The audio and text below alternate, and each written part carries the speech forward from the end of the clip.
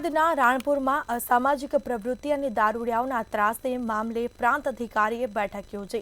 રાણપુરની મામલતદાર કચેરીમાં વેપારી એસોસિએશને પોલીસ તંત્ર અને આગેવાનીની બેઠક યોજી।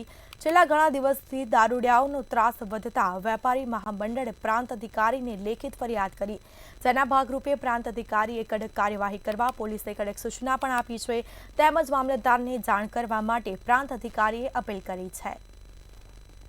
राणपुर तालुकानी अंदर जे वारंवार दारूडियाओनो त्रास छे, दारू पुष्कळ प्रमाणमां वेचाय छे ए प्रकारनी रजूआतो अમને કરવામાં આવેલી હતી।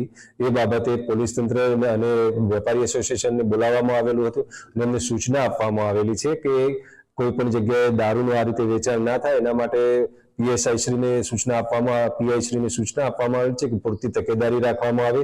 સાથે સાથે જે રાણપુરના નાગરિકો છે એમને બી હું મીડિયાના માધ્યમથી અપીલ કરું છું કે કોઈ પણ જગ્યાએ દારૂ વેચાય છે અને એનું જાણ થાય છે તો તરત જ એની જાણ જે છે પોલીસ સાથે સાથે મામલતદાર શ્રી અને મને પણ આપવામાં આવે।